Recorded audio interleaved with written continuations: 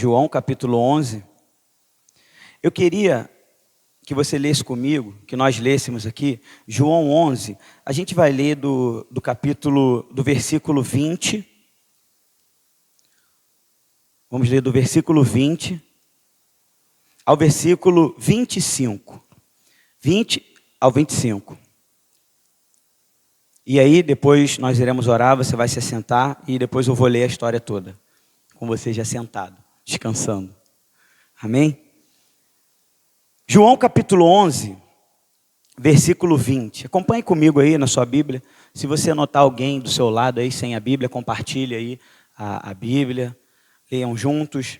João 11, 20 diz assim: Marta, quando soube que vinha Jesus, saiu ao seu encontro. Maria, porém, ficou sentada em casa. Disse, pois, Marta a Jesus: Senhor, se estiveras aqui, não teria morrido meu irmão. Mas também sei que mesmo agora, tudo quanto pedires a Deus, Deus tu concederá. Declarou-lhe Jesus: Teu irmão há de ressurgir. Eu sei, replicou Marta, que ele há de ressurgir na ressurreição do último dia. Disse-lhe Jesus: Eu sou a ressurreição e a vida. Quem crê em mim, ainda que morra, viverá. Senhor, fale ao nosso coração nessa noite. Nos abençoa, Pai, a meditação da Tua palavra. Pedimos a Ti que o Senhor continue falando com a Tua igreja, assim como o Senhor falou comigo, assim como o Senhor falou com aqueles jovens no retiro, assim como essa pregação tem falado aos nossos corações. Nós sabemos, Pai, que nós precisamos ser transformados pela Tua palavra. E só ela que pode fazer isso conosco.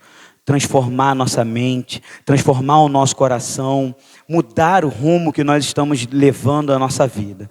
Que o Senhor fique à vontade no nosso meio e receba de forma que chegue a Ti agradável, que chegue de forma agradável a Ti. Essa expressão também da nossa adoração, que é quando nós sentamos para ouvir a Tua palavra. Em nome de Jesus, amém e amém. Pode sentar, meus irmãos.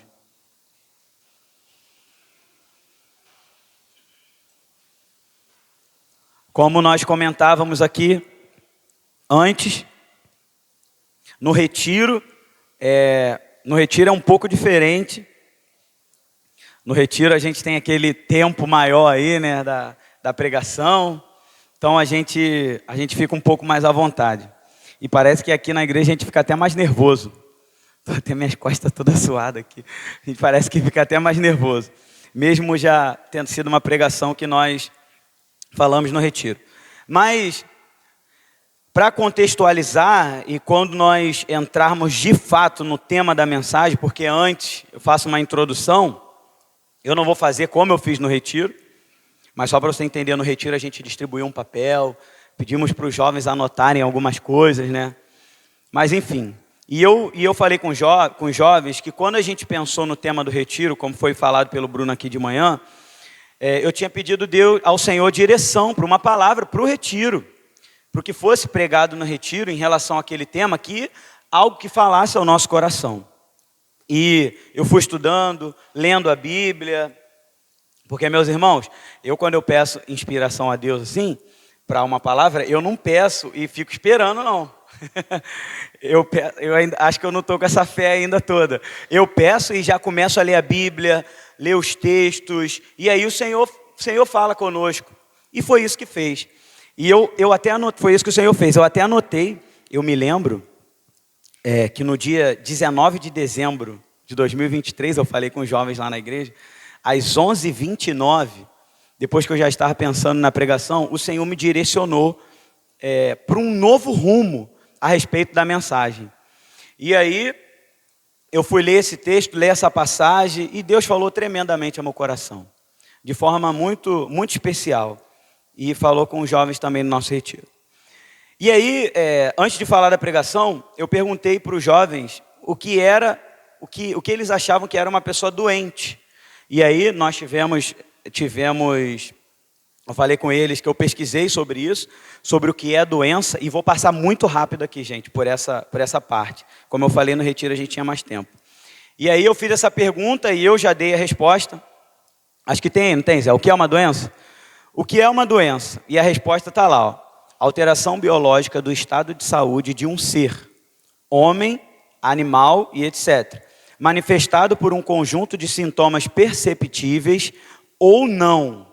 Isso é uma doença. O pessoal aí que é da saúde deve saber disso. E depois eu perguntei o que é saúde. Perguntei para a galera e eu dei essa resposta aí, ó. Saúde. Primeiro, estado de boa disposição física e psíquica. Bem-estar. Estado de equilíbrio dinâmico entre o organismo e seu ambiente, o qual mantém as características estruturais e funcionais do organismo dentro dos limites normais para a sua forma de vida e para a sua fase do ciclo vital. É uma definição bem grande aí, né? Mas isso aí é o que é saúde. E nós conversamos muito sobre isso. E depois eu perguntei para os jovens o que era morte. E aí, também, como das outras vezes, dei a resposta. O que é a morte? A interrupção definitiva da vida humana. Isso aí é a definição que nós encontramos em nossa pesquisa. Pode ser caracterizada como fim da condição humana e das funções vitais, sociais e psíquicas do ser, e como um dado essencial da existência humana. A morte é justamente esse fim que não tem mais começo. Esse término definitivo é a possibilidade humana que finda todas as outras possibilidades. Isso aí é o que a gente encontra em nossas pesquisas. A gente sabe que tem uma parte dessa aí, né, que fica estranha. De repente você olhou assim, pô, isso ficou meio estranho. Que é a morte é justamente esse fim que não tem mais começo. Para a gente fica estranho, né? A gente sabe que há vida após a morte, mas essas foram as respostas dessa pesquisa que eu fiz em relação a isso. E aí, eu pedi os jovens para me responderem 2 perguntas. E aí, eu deixei para os próprios jovens responderem lá no retiro. Que foi o seguinte: o que consiste uma vida espiritual saudável?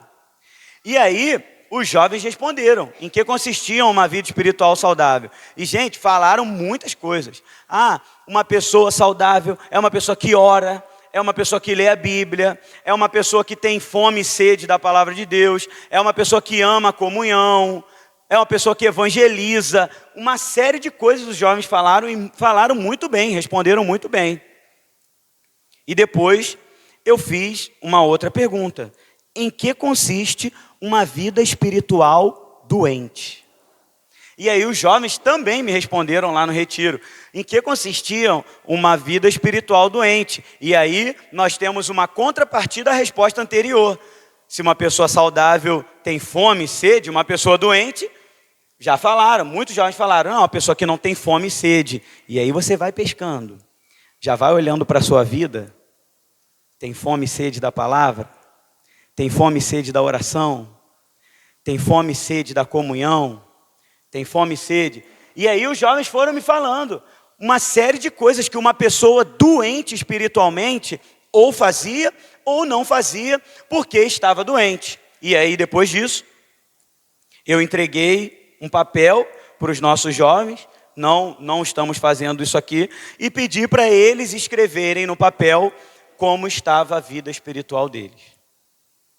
Saudável, doente ou mortos. E aí, faça esse exercício, responda aí na sua mente. Você não está morto fisicamente. Fisicamente você está aqui, eu estou te vendo, você está me vendo, você está me ouvindo. Não findou ainda as possibilidades, mas espiritualmente falando, responda essa pergunta para você mesmo. E aí, nós entramos num texto de João, capítulo 11, aonde é narrado a história de Lázaro. Eu acredito que você sabe, já conhece essa história, mas antes, eu queria que nós lêssemos do versículo 17, do versículo 10. Deixa sua Bíblia aberta comigo, João capítulo 11, versículo 10. E eu vou ler um pedaço dessa história. Se você não conhece, acompanha comigo aí na sua Bíblia. Versículo 10 diz assim: disseram-lhe, pois, os discípulos: Senhor, se dorme, estará salvo. E isso, os discípulos falando a respeito de Lázaro. Disseram-lhe, pois, Jesus, porém, falara com respeito à morte de Lázaro, mas eles supunham que tivesse falado do repouso do sono. Então Jesus lhe disse claramente: Lázaro morreu, e por vossa causa me alegro de que lá não estivesse, para que possais crer, mas vamos ter com ele. Então Tomé, chamado Dídimo, disse, eu estou lendo o versículo 16 do capítulo 11, aos seus condiscípulos: vamos também nós para morrermos com ele. Chegando Jesus, encontrou Lázaro, já sepultado havia 4 dias. Ora, Betânia estava a cerca de 15 estádios perto de Jerusalém. Muito dentre os judeus tinham vindo ter com Marta e Maria para as consolar a respeito de seu irmão. E aí essa parte que nós lemos. Marta, quando soube que Jesus vinha, saiu ao encontro. Maria, porém, ficou sentada em casa. Disse, pois, Marta a Jesus: Senhor, se estiveras aqui, não teria morrido meu irmão. Mas também sei que, mesmo agora, tudo quanto pedires a Deus, Deus te concederá. Declarou-lhe Jesus: teu irmão há de ressurgir. Eu sei, replicou Marta, que há de ressurgir na ressurreição do último dia. Disse-lhe Jesus: eu sou a ressurreição e a vida. Quem crê em mim, ainda que morra, viverá. E todo o que vive e crê em mim não morrerá eternamente. Creis isto? Ela respondeu: sim, Senhor. Respondeu ela: eu tenho crido que tu és o Cristo, o Filho de Deus, que devia vir ao mundo. Tendo dito isto, retirou-se e chamou Maria, sua irmã, e lhe disse em particular: o mestre chegou e te chama. Ela, ouvindo isto, levantou-se depressa e foi ter com ele, pois Jesus ainda não tinha encontrado a aldeia, mas permanecia onde Marta se avistara com ele. Os judeus que estavam com Maria em casa e a consolava, vendo-a levantar-se depressa e sair, seguiram-na, supondo que ela ia ao túmulo para chorar. Quando Maria chegou ao lugar onde estava Jesus, ao vê-lo, lançou-se-lhes aos pés, dizendo: Senhor, se estiveras aqui, meu irmão não teria morrido. Repetindo essa parte: Senhor, se estiveras aqui, meu irmão não teria morrido. Jesus, vendo-a chorar, e bem assim os judeus que o acompanhavam, agitou-se o espírito e comoveu-se, e perguntou: onde o sepultastes? Eles responderam: Senhor, vem e vê. Jesus chorou. Então disseram os judeus: vede quanto o amava. Mas alguns objetaram: não podia ele, que abriu os olhos ao cego, fazer que este não morresse? Jesus, agitando-se novamente em si mesmo, encaminhou-se para o túmulo. Era esta uma gruta, cuja entrada tinha posto uma pedra. Então ordenou Jesus: tirai a pedra. Disse-lhe Marta, irmão do morto: Senhor, já cheira mal, porque já é de 4 dias. Respondeu-lhe Jesus: não te disse eu que, se creres, verás a glória de Deus? Tiraram então a pedra. E Jesus, levantando os olhos para o céu, disse: Pai, graças te dou porque me ouviste. Aliás, eu sabia que sempre me ouves, mas assim falei por causa da multidão presente, para que creiam que tu me enviaste. E tendo dito isto, clamou em alta voz: Lázaro, vem para fora.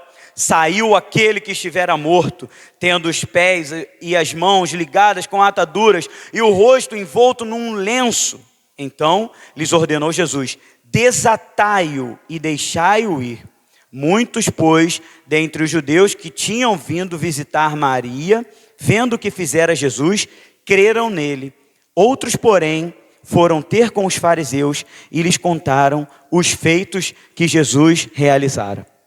Então, como eu falei, uma narrativa extremamente conhecida, mas eu fiz questão de ler, caso você não tenha ainda tido oportunidade de se deparar com essa palavra. Agora você já conhece, sabe onde está escrito. Quando alguém te perguntar assim, ó, qual é o menor versículo da Bíblia? Você já sabe onde está escrito. João 11:35. Jesus chorou. Então, ó, uma curiosidade aí, né, para os irmãos. Então, é conhecida por todos por se tratar de um milagre messiânico, né, mostrando aí a messianidade de Jesus Cristo. Jesus estava decidido a fazer isso, mesmo que já tendo morrido Lázaro há 4 dias.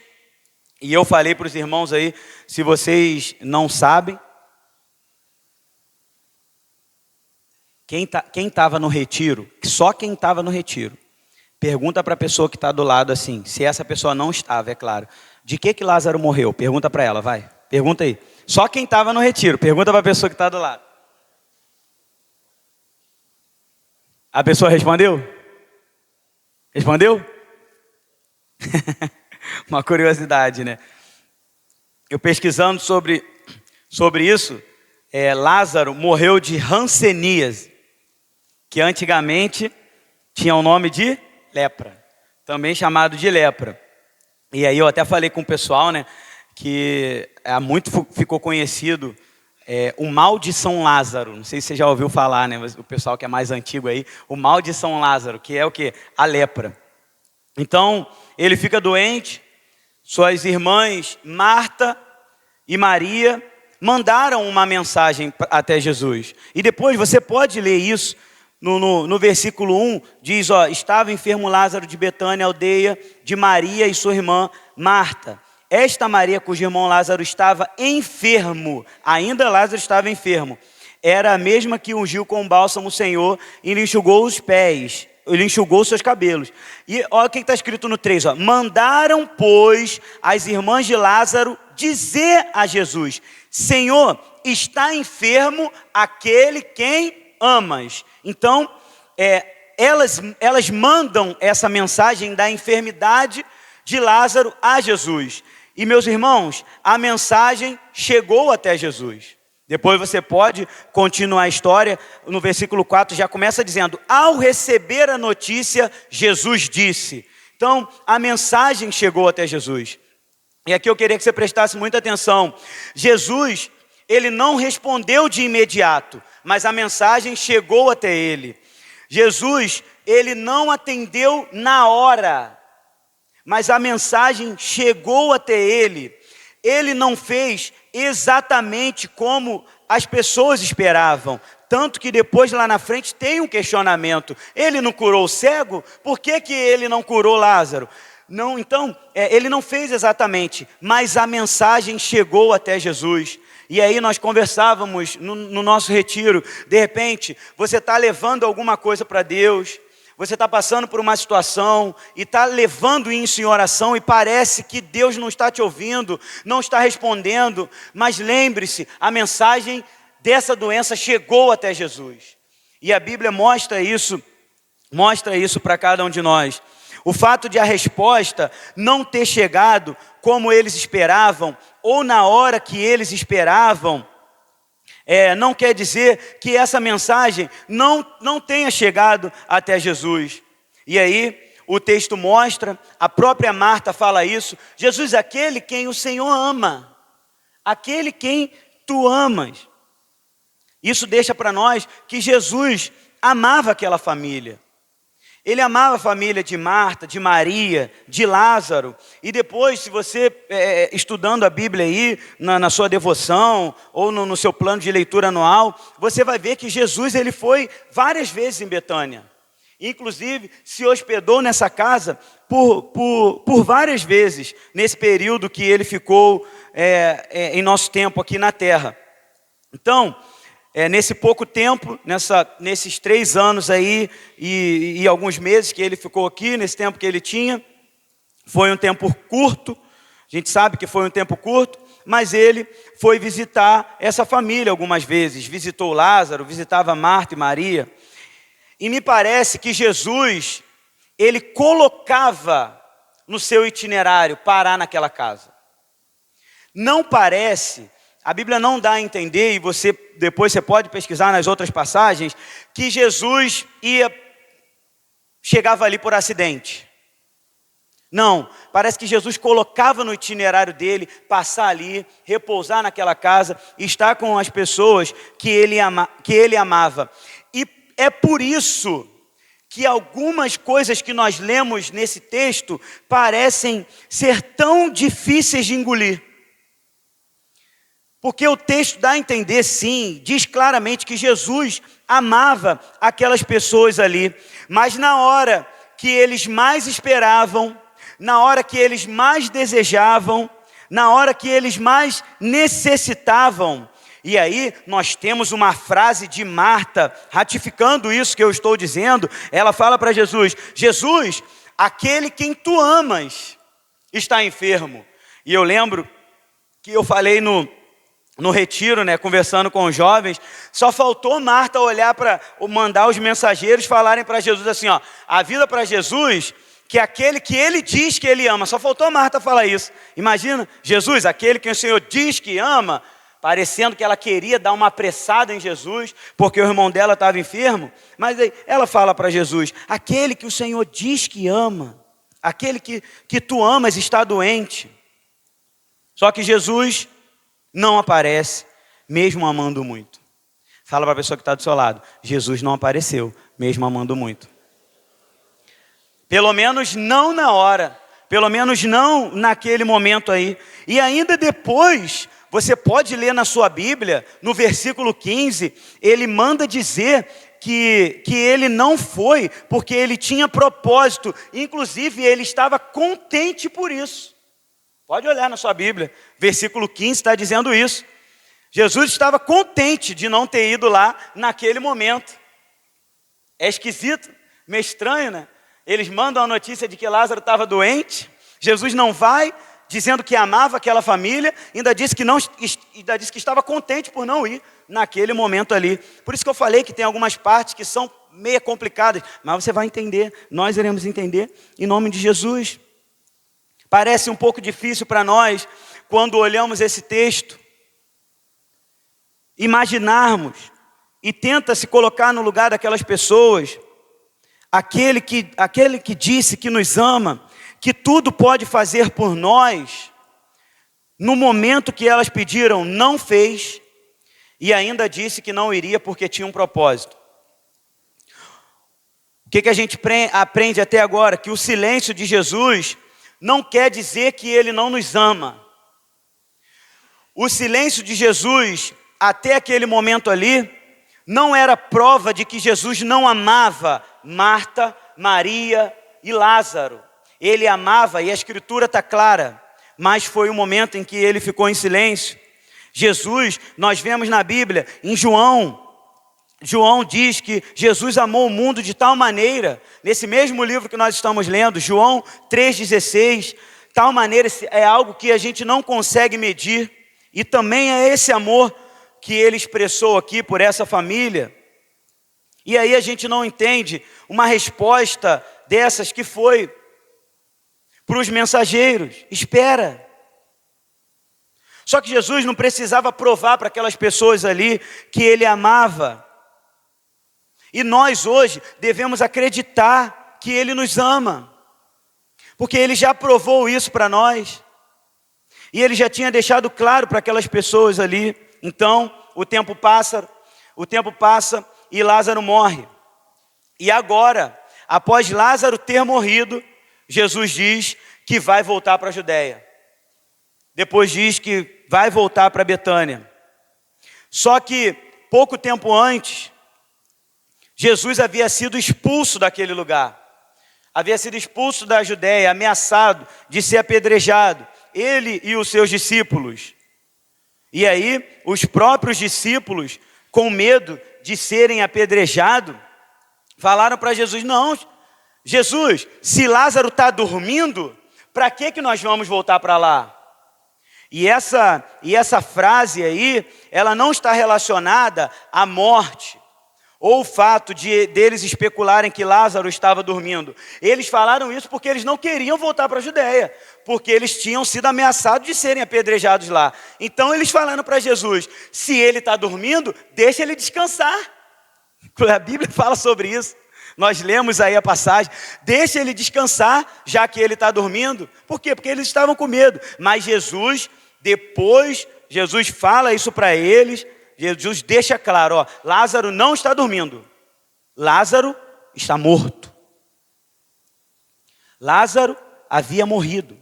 E por que então que Jesus usa esse termo? Eu não sei se você já parou para se perguntar a respeito de algumas coisas que acontecem na Bíblia. Jesus, ele é onisciente. Ele sabia que Lázaro estava morto, mas ele fala assim, ó, Lázaro está dormindo. Por que que Jesus diz esse termo? E aí a gente vê que os próprios discípulos no momento não entenderam. Jesus está dizendo isso.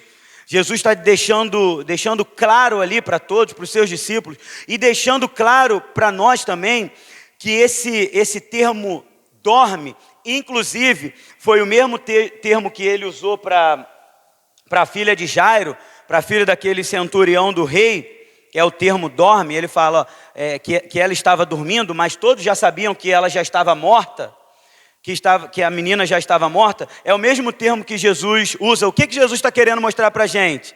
Ele está querendo mostrar para a gente que assim como uma pessoa desperta a outra do sono, assim, lembra aí quando você vai acordar alguém que está dormindo, seu filho, sua filha, seu marido ou sua esposa, acorda, já está na hora, o despertador. Assim como é despertar uma pessoa do sono, assim é para Jesus tirar alguém da morte. Porque Ele é poderoso. É por isso que Ele disse, dorme. Mesmo os discípulos não tendo entendido, Ele é poderoso. Jesus diz que Lázaro estava morto, mas que Ele iria ressuscitá-lo. E se Ele disse, Ele vai cumprir, meus irmãos. Pense no que a palavra de Deus diz a seu respeito, diz a você. As promessas que Deus tem na palavra dEle para nós. Se Ele prometeu, Ele vai cumprir, Ele é poderoso. E aí no versículo 7, Ele chama os discípulos para irem de volta. Versículo 8, como eu falei, eles tentam desanimar Jesus. Versículo 9 e 10, Jesus dá uma injeção de ânimo naqueles discípulos. Uma injeção de ânimo tão forte que a gente vê aí, em alguns versículos na frente, o próprio Tomé, chamado Dídimo, dizendo, então vamos embora, e vamos morrer com Jesus lá também. Ó, lembra que eu falei que para Jesus tirar um morto da cova é a mesma coisa que se ele estivesse acordando a pessoa do sono? Dá uma catuque na pessoa do seu lado e fala, acorda tu que dormes. Dá um catuque aí, acorda. E no versículo 11, ele disse que iria ressuscitá-lo. Então, antes de chegarem no local onde Lázaro estava morto, Marta sai ao encontro dele, vai de encontro a Jesus, encontra com ele, e aí começa a história no qual eu entendo que foi Deus me redirecionando para falar a respeito do nosso retiro. Marta disse para Jesus, se o Senhor estivesse aqui, o que teria acontecido? Meu irmão não teria. Agora pensa comigo. Marta, se ela fala para Jesus assim, ó, Senhor, se o Senhor estivesse aqui, meu irmão não teria morrido. E aí eu fiz essa pergunta para o jovem. Se Marta pudesse colocar no certificado de óbito de Lázaro a causa da morte, qual vocês acham que era a causa que Marta colocaria ali? Causa da morte de Lázaro. O que vocês acham que ela iria colocar? A ausência de Jesus. Se o Senhor estivesse aqui, meu irmão não teria morrido. Se você pudesse olhar para a sua vida, olhar para algumas situações, olhar para a sua espiritualidade, o que você teria a dizer a respeito dela? Como está? E aí, meus irmãos, o texto deixa claríssimo que Marta era uma mulher de fé. Marta era uma mulher de muita fé. E aqui, como eu falei, nós começamos a entrar forte no tema do nosso retiro, que é meus últimos dias. Últimos dias que nós não sabemos quais e quantos serão. Essa é uma conta que você e eu não podemos fazer. Você não tem como dizer quantos dias você ainda vai viver. E como serão os seus dias de vida, ainda os que você tem pela frente. Nós não sabemos quando morreremos. Assim como Lázaro morreu, um dia também nós morreremos. E nós não, presta atenção, e nós não sabemos também quando Jesus vai voltar. Assim como Marta, Maria e aqueles que estavam à espera também não sabiam quando Jesus iria voltar. Mas ele voltou, uma hora ali. E aí fica muito claro.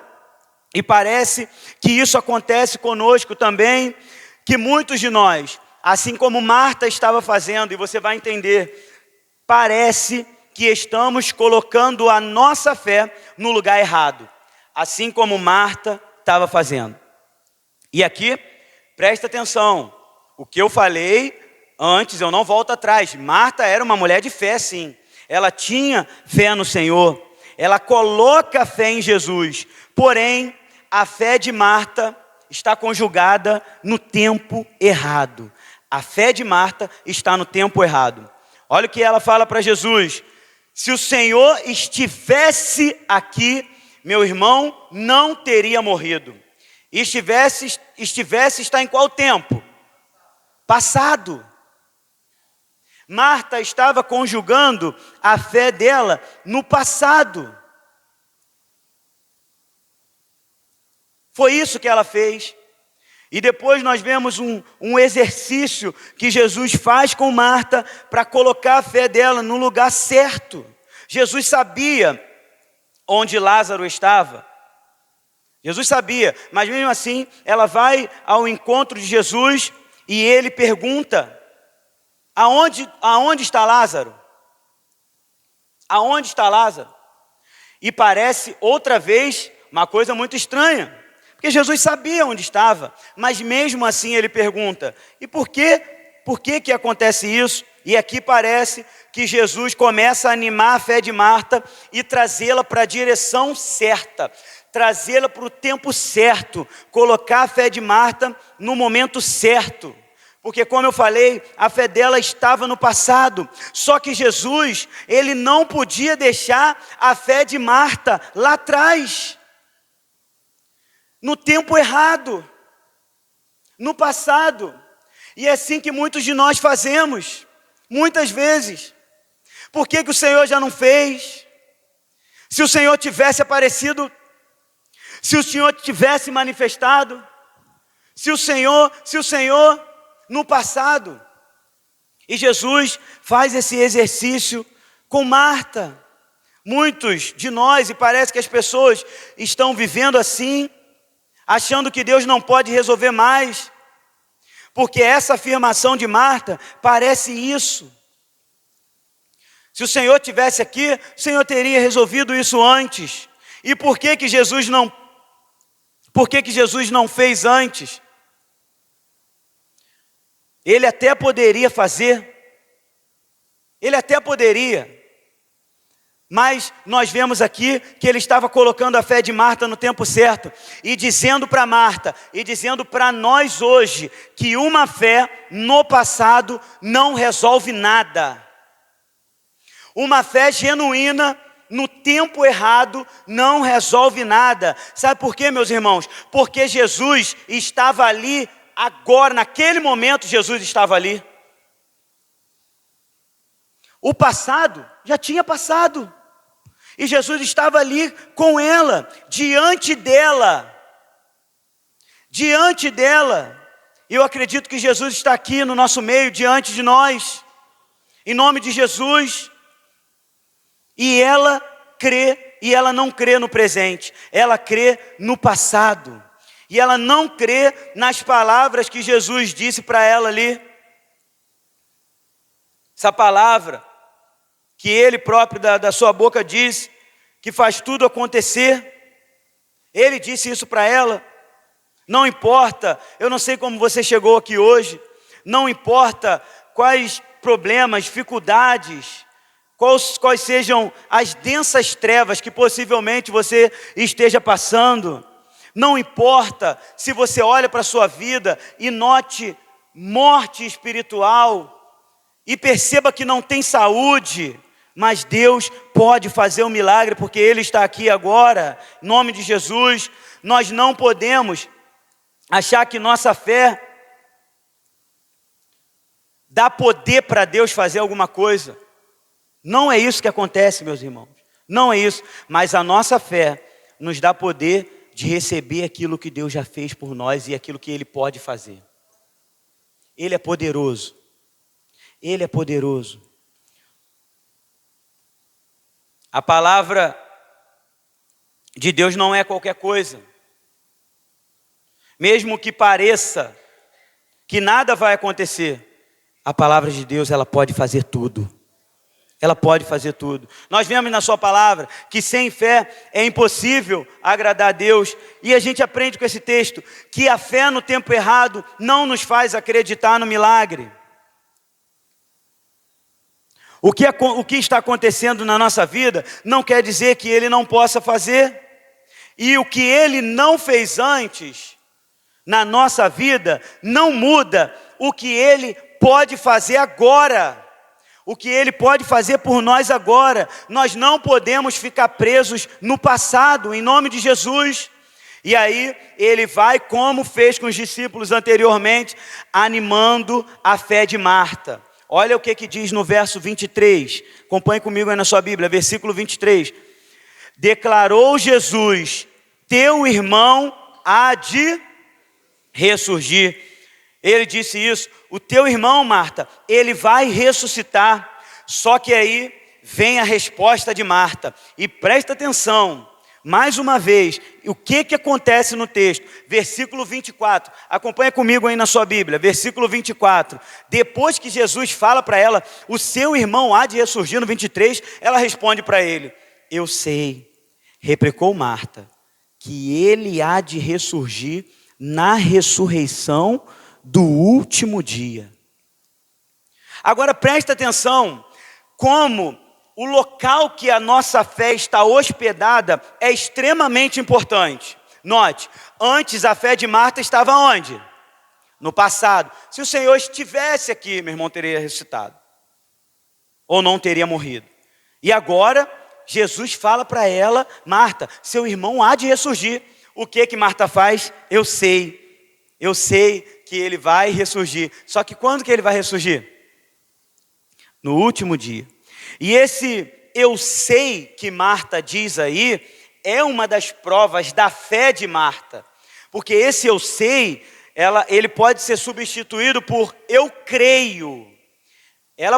Essa palavra eu sei aí, ela poderia estar sendo escrita ali também. Eu creio que ele há de ressurgir no último dia. E ela diz isso para Jesus. E agora, Marta, de forma equivocada, está mais uma vez direcionando a sua fé para o tempo errado. Conjugando. Ela estava investindo forças, colocando expectativa, só que aonde? No tempo errado. Ela diz: eu creio que ele vai ressuscitar no último dia. E aí, o que ela faz, meus irmãos? Ela pega a fé dela, que estava lá encravada no passado, colocada lá no passado, e ela pega e manda a fé dela diretamente para o futuro.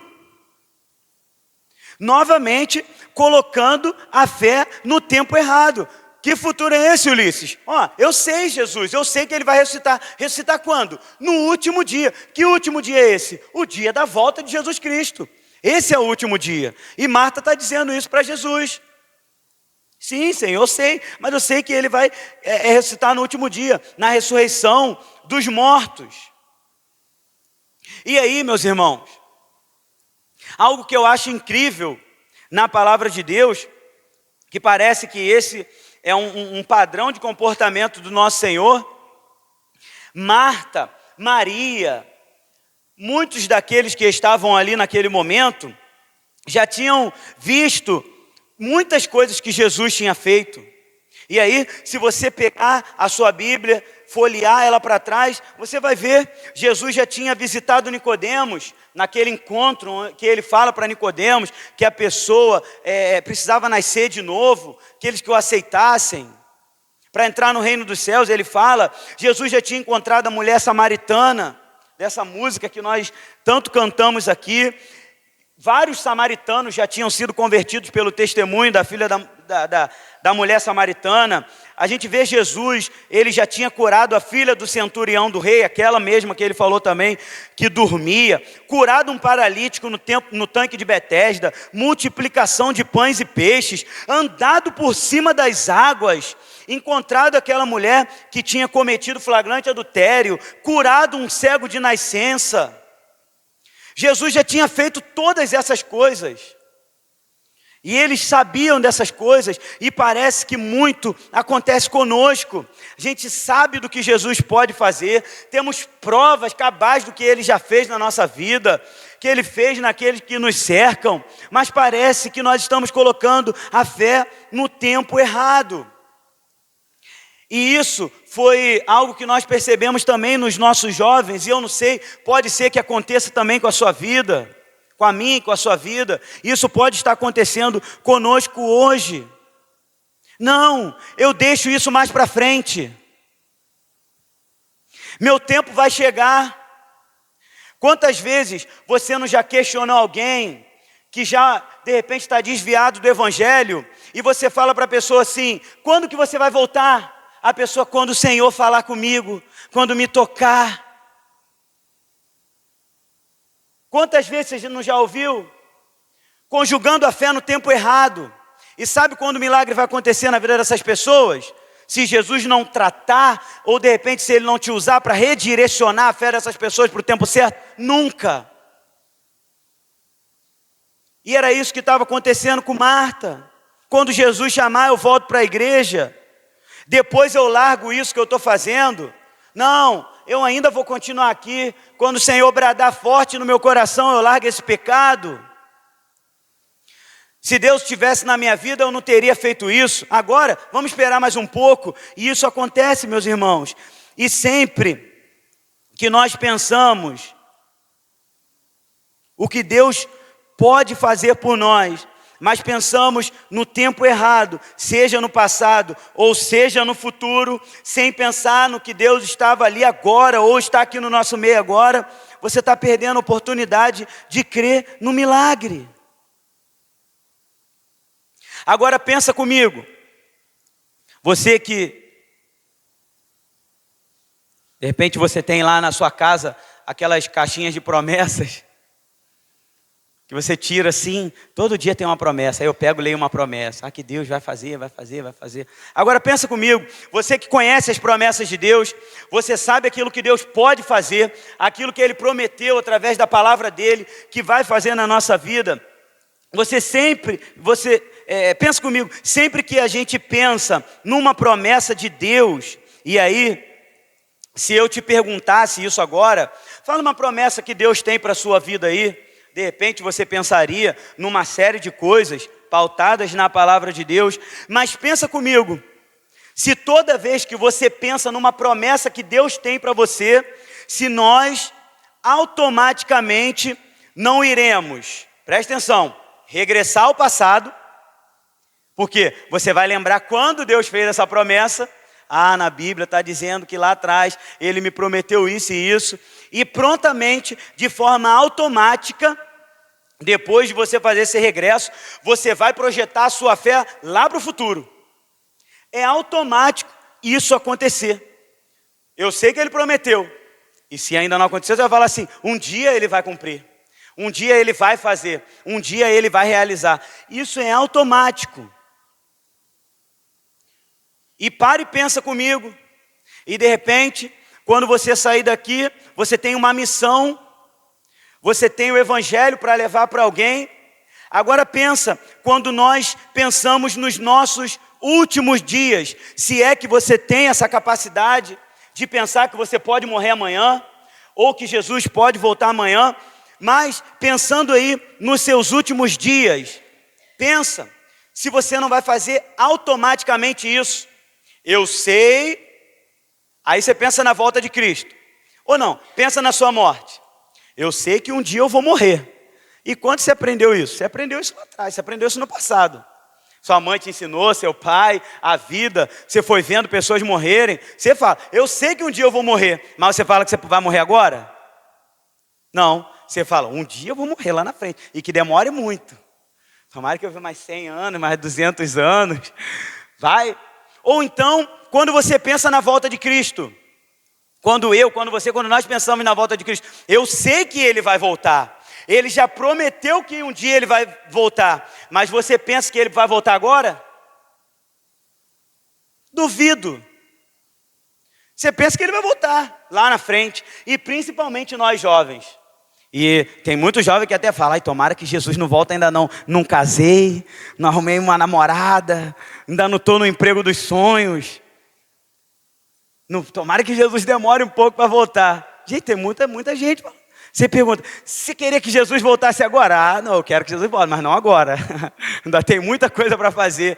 É isso, é automático essa projeção da nossa fé, tirada do passado e lançada diretamente para o futuro. Mas esse texto vem mostrar para a gente do que Deus pode fazer hoje. E que se nós fizermos isso, esse projetar da nossa fé nos tempos errados, isso vai atrapalhar o nosso relacionamento com Deus hoje.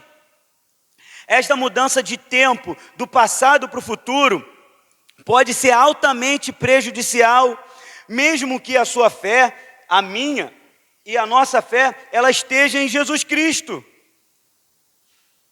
Ele promete que vai voltar, só que Ele vai voltar no futuro. Meus últimos dias não serão agora mesmo. E aí, como eu falei antes, você tem que sair daqui e falar isso para alguém. Leve essa palavra para alguém, para que Deus te use. De repente existem pessoas ao seu entorno que precisam ter um relacionamento com Jesus hoje. Tirar a fé lá do futuro e colocar no hoje. No relacionamento com Deus hoje. Um dia eu vou recitar. E essa é uma parte extremamente importante da história, que foi anulado por uma transição de fé que foi feita muito rápida. E que tempo é esse? Presente. Marta tira a fé do passado e lança direto para o futuro, anulando o presente.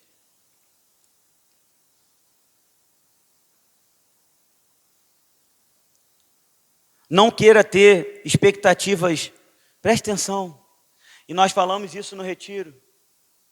Não queira ter expectativas dos seus últimos dias, sem querer viver um relacionamento com Deus hoje.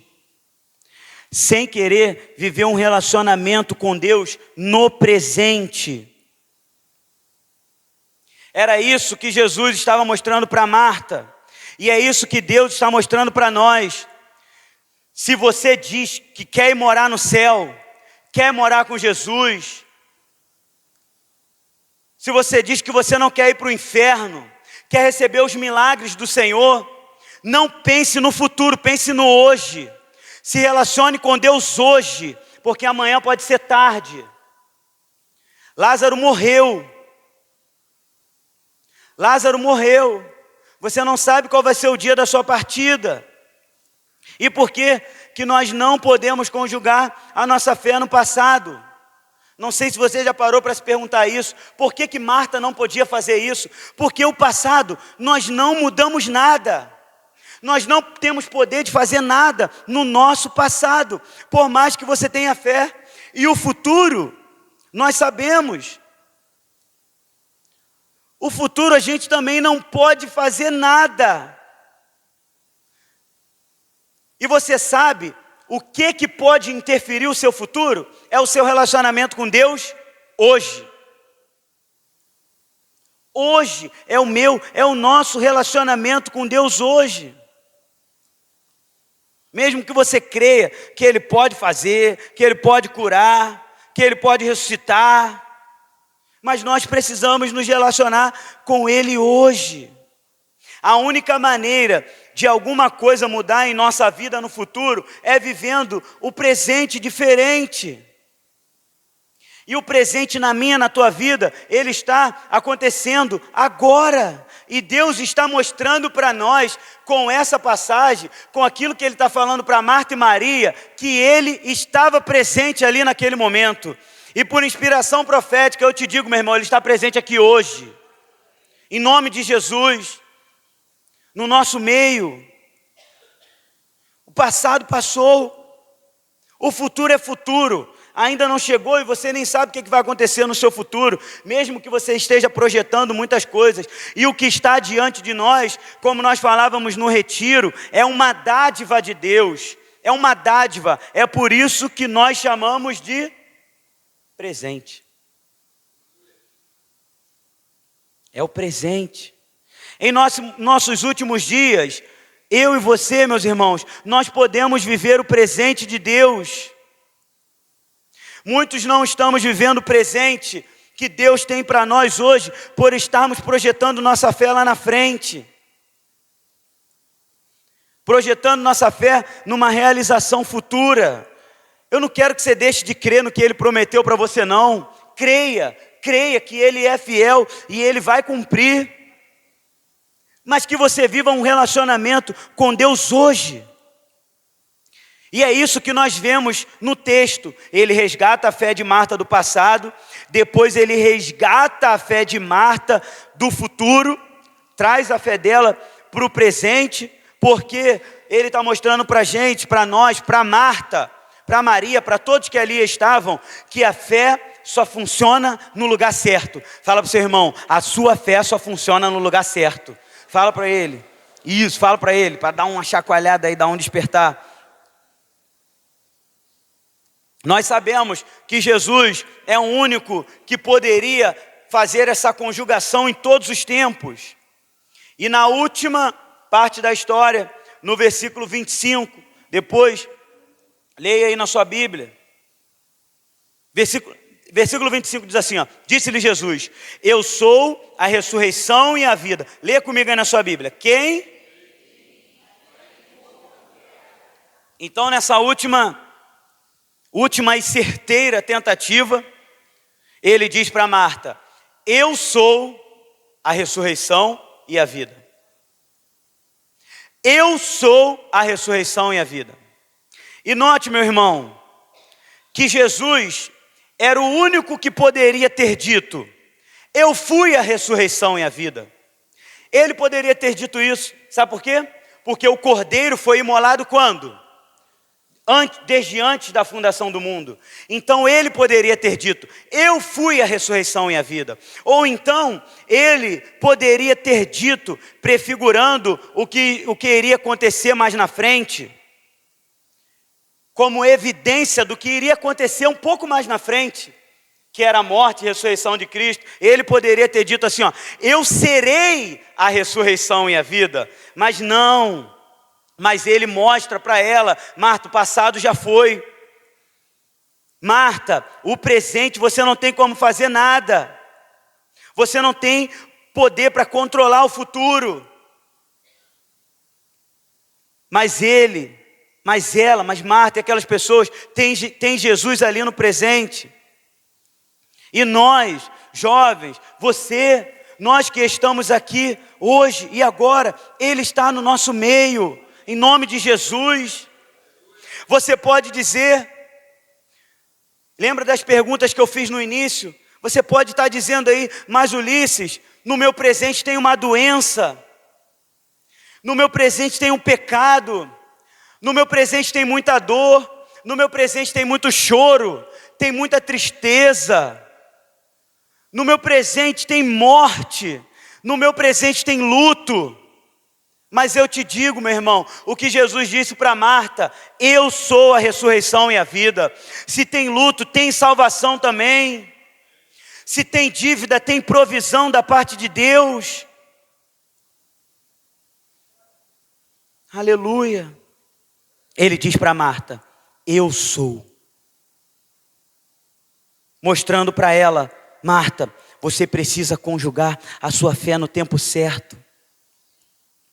O que adianta nós pensarmos nos nossos últimos dias, pensarmos lá na frente, pensar no nosso futuro, pensar na nossa eternidade com Deus, se nós não queremos ter um relacionamento com Deus hoje, agora?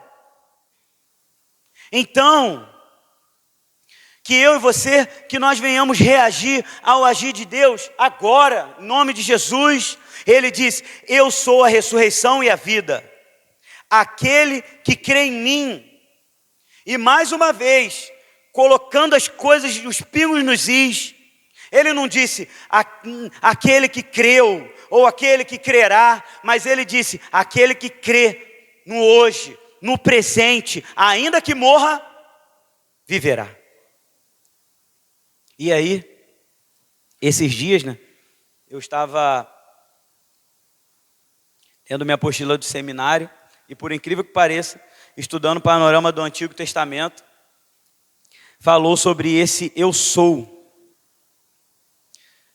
Eu não coloquei ele não, mas quando Deus diz eu sou, Ele está demonstrando aspectos da natureza do seu caráter divino. Quando Ele fala eu sou, Ele está revelando a sua identidade, Ele está mostrando aspectos do seu caráter. Quais aspectos? Primeiro, aspecto pessoal. Deus quer um relacionamento conosco.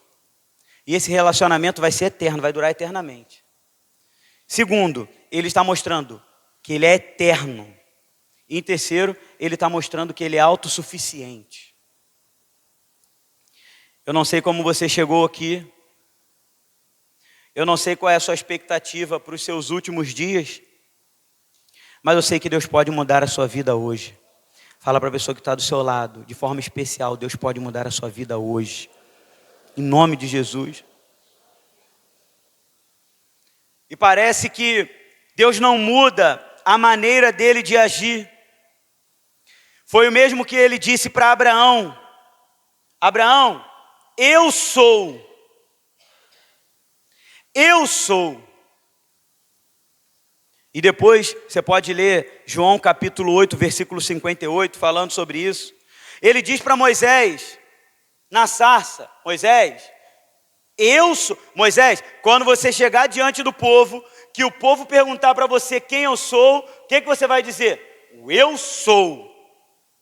É isso que você vai dizer para o povo. E agora, nessa passagem que nós lemos, ele está dizendo para Marta, Marta, eu sou. E eu creio em nome de Jesus que ele está dizendo para nós hoje, eu sou, em nome de Jesus. Eu sou a tua cura, eu sou a tua libertação, eu sou o teu socorro, eu sou o teu Deus. Ele está dizendo isso para nós. Não importa como você chegou aqui hoje, qual é o seu problema, sua dificuldade. Presta atenção no que Deus manda dizer através da sua palavra.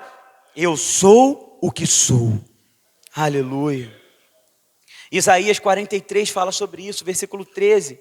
Ele está nos mandando parar, e presta atenção nisso. Eu acho que eu coloquei ali, ó. Ele está nos mandando parar de adorá-lo pelas pontas, pelas beiradas, passado, futuro. E Ele está mandando que eu e você, nós venhamos adorá-lo pelo meio, mergulhar na presença dEle. Deus está nos mandando caminhar com Ele. E aí eu lembro que eu falei isso no retiro para os jovens. É a mesma coisa que Ele fala com Abraão. Ele fala para Abraão, sai da tua terra, sai da tua parentela e vai para uma terra que eu te mostrarei. E aí, Deus não fala para Abraão qual era o nome da terra que ele ia. Só fala assim, Abraão, vai para uma terra que eu te mostrarei. Para quê? Para que Abraão não ficasse preocupado com a terra que ele iria e se relacionasse com Deus ali. Era isso que Deus queria. Abraão, eu estou te tirando dessa terra aí dos teus parentes, onde tem um monte de pecado, um monte de idolatria, porque eu quero ter um relacionamento contigo. E de você eu vou fazer uma grande nação. Então, nós vamos nos relacionar hoje. E aí ele começa a se relacionar com Abraão. Foi isso que acontece. Deus não está preocupado com o lugar que nós iremos chegar. Ele quer que nós andemos com Ele, pois assim nós chegaremos aonde Ele está agora. Por isso nós precisamos nos relacionar. Deus quer estar no meio. Deus quer estar no meio, meus irmãos. Lembra quando aqueles jovens estavam na fornalha? Quando os jovens olharam para a fornalha, quando o jovem dentro da fornalha, que Nabucodonosor olhou para a fornalha, o que Nabucodonosor vê? Eu vejo um no meio deles. Ele é semelhante aos deuses, ao Filho dos deuses. Deus estava ali no meio. É isso que Deus quer. Você pode até ter fé que Ele vai fazer algo na sua vida. Só que presta atenção. E essa é uma frase que nós separamos lá no retiro, a respeito da palavra, né, os pregadores. Presta atenção, você pode ter fé que Ele vai fazer algo na sua vida, só que Ele, Deus, quer que você tenha fé hoje para se relacionar com Ele agora. Fala para o seu irmão, Deus quer que você tenha fé hoje para se relacionar com Ele agora. Fala isso para o seu irmão. E aí, finalizando a mensagem, ele diz para Marta: aonde o puseram? Aonde o puseram? Eles vão, mostram para Jesus, e Marta dizendo: Senhor, faz 4 dias. Mas eles vão, levam, mostram, colocam Jesus aonde o morto estava, e ele manda tirar a pedra, e Marta mais uma vez: Senhor, já cheira mal, já cheira mal. E ele diz para Marta: se você crê, Marta, você vai ver a glória de Deus. Ele quer que, mesmo que Ele vá fazer coisas no futuro, e Marta, ela não sabia se Jesus iria ressuscitar ou não. Ela não sabia. A fé dela estava colocada no tempo errado. Mas Ele está mostrando para Marta, mostrando para nós, que mesmo que nós creiamos que Ele vai fazer, que Ele possa fazer coisa no futuro, Ele quer que nós confiemos no poder dEle hoje. E aí, Ele ressuscita Lázaro. Mesmo sem precisar de ninguém, Ele leva uma multidão para aquele lugar, para que as pessoas vissem o milagre acontecendo. E é o mesmo que Deus está fazendo com a nossa vida hoje. E é o mesmo que Ele fez no nosso retiro. Nós temos a nossa igreja cheia hoje. Cheia. Só que eu tenho plena convicção de que o milagre que Deus quer fazer na minha e na sua vida, Ele não precisava que essa igreja tivesse cheia. Mas Ele nos trouxe aqui para vermos o poder de Deus agindo na nossa vida. Ele te trouxe aqui para ver o poder de Deus agindo na sua vida, na vida desses que estão aqui, para que nós venhamos crer que Ele está agindo hoje. Ele quer animar a nossa fé hoje e tirar a nossa fé do lugar errado. Ele diz para Lázaro: Lázaro, vem para fora. Vem para fora. E parece algo simples, mas pensa, já estava tudo podre, já estava fedendo, já não havia mais possibilidade. Lembra que eu falei do que era a morte? Aonde finda todas as possibilidades, já não havia mais possibilidade, já estava tudo parado. Agora eu não sei se você consegue imaginar, cheio de bicho. Estava podre, estava fedendo já. Não sei se já devia ter estourado, não sei. Mas aí, Deus começa a colocar tudo em ordem. Tudo começa a voltar a funcionar. Agora você imagina, tendões, veias, artérias, tudo voltando, coração, cérebro, pulmão, tudo voltando a funcionar. É isso que Deus quer fazer com a nossa vida hoje. Colocar a nossa fé no tempo certo. E assim realizar os milagres que nós tanto precisamos. De repente, O Senhor está permitindo algumas coisas acontecerem na minha vida, na sua vida, na nossa vida. E de repente coisas que não aconteceram lá atrás, e você faz uma retrospectiva da sua vida pensando, como isso poderia ter acontecido, isso poderia ter acontecido, mas Deus não fez ainda, porque Ele está redirecionando a sua fé, colocando a sua fé no tempo certo, e vai realizar um milagre na sua vida, em nome de Jesus. Vamos ficar de pé, meus irmãos.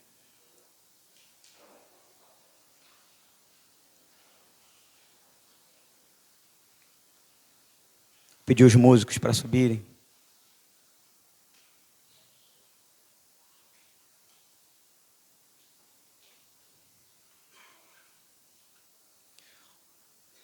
Preste atenção, meu irmão, antes de nós orarmos.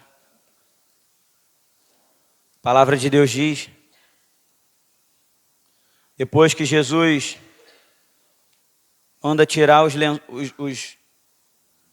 tirar as ataduras, os lenços, saiu aquele que estivera morto, tendo os pés e mãos ligados com ataduras, rosto envolto no lenço.